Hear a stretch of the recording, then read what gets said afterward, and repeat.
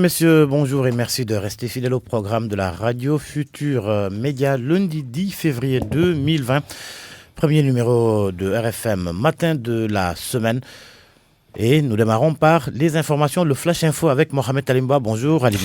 Bonjour Georges. Messieurs, bonjour. Cambriolage de la brigade commerciale des douanes de Moussala dans le département de Saraya. 4 armes de type M36 emportées, une lettre de menace adressée aux douaniers laissée sur place par les auteurs de cet acte non encore identifié. Ibrahima Diabakhate. Le bureau commercial des douanes de Moussala Maïnamine, situé dans la commune de Bembou dans le département de Saraya, a fait l'objet d'un cambriolage samedi dernier. 4 armes de type M36 ont été emportées au cours de ce forfait commis en pleine nuit par des individus non encore identifiés.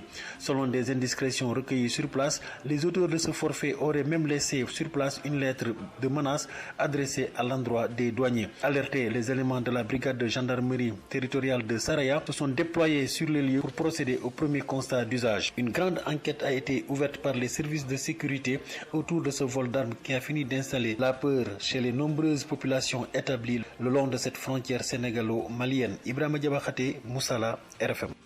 Ibrahima Diabakhate, merci. Sachez que sur place à Moussala, les populations ont la peur au ventre à la suite de ce vol d'armes. Elles réclament l'érection d'un camp militaire dans cette zone pour parer à toute éventualité.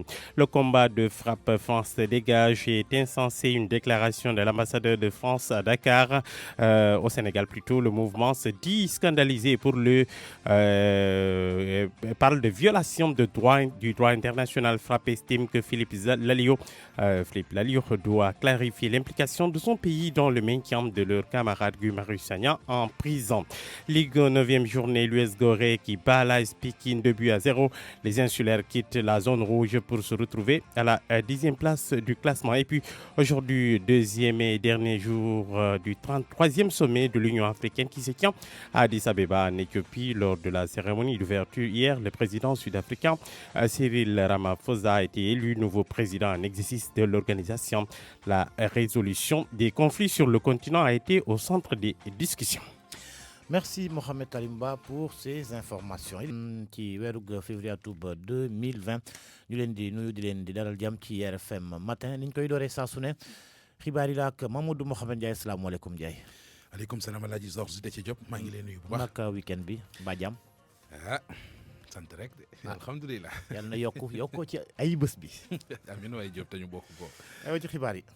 jukkib xabaaru suba si ci rajo Futur Média doole kook congo gi nga xam ne am na mu di cambriolage bu ñu def jëmee ci brigade commerciale des douanes ba ca Moussala loolee kon ma nga ca département bu Kédougou ñu jàpp ne am na ñeenti ngànnaay yooyu jël nañu ko fa di xeeti fetal yi ñuy tuddee M36 am na it benn lettre boo xamante ne ji daal dañu ko fa bàyyil waa douane di leen ci xoqatal mu di lettre de menace foofee la ñu ko bàyyi ñi sàcc fetal yóbbu ñoom ñoo ko def ba fi mu nekk nii nag ñan la xamaguñ leen leeral yi Ibrahima Diabakhate. sàcc bu doy waar moo am fii ci bureau commercial bu douane bu Moussala Maïnamine te mu bokk ci commune bu Bembou fii ci département bu Saraya ci samedi bi ñu weesu ni ñeenti xeetu gànnaay yi ñu woowee M36 la ay sambaboy teg loxo daal di ne mes daw ak moom ci xaaji guddi bu ñu sukkandikoo ci wax yi nga xam ne jot nañ ko taataan fii ci Moussala Maïnamine am na benn bataaxal bi nga xam ne ay sambabo yooyu bàyyi nañ ko ci bureau yi di artu douanier yi ci seen jëfin ci frontière bi waaye bi ñu ko yégee élément gendarmerie yi nga xam ne ñoo nekk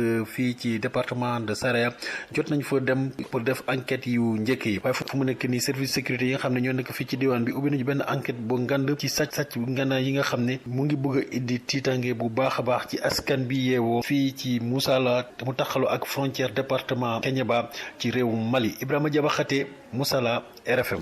Ibrahima askanu Moussala googee fi mu nekk ci njàqare la ñu nekk gannaaw ba ñu yégee ne am nay ngànnaay yooyu sàccee nañu ko ci barabu douane ba foofu tax na nag ñu sàkku ñu defal leen fa camp militaire ngir daal bu fekkente ne jëf yi wëyug jëf yi tegu der dafa am ñu mën leen a taxawu ci seenu kaaraange.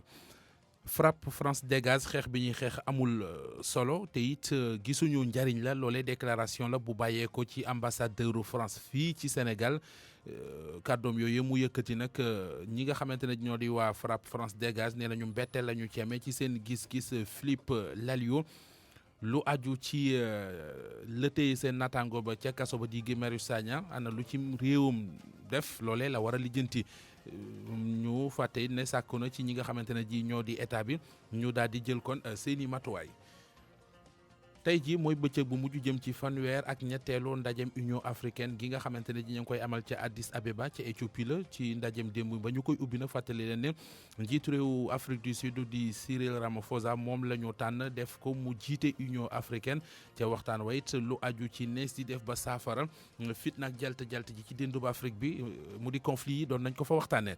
waxtaanee wàllu tàggat yaram jeexalee jukkib xabaaru suba si wàllu Ligue 1 juróom-ñeenteelu bëccëg bi football nañ ko naka démb ca max yi ñu doon football nemmeeku nañu ci diggante US Gorée ak AS Pikine US Gorée moom moo duma AS Pikine ñaari bal ci dara ñoom goréen yooyee kon jóge nañu ca zone rouge ba mu di zone ba nga xam ne ko fa yàgg wàcc léegi ja nga ca 10e place ba Alaaji Georges Déthié Diop.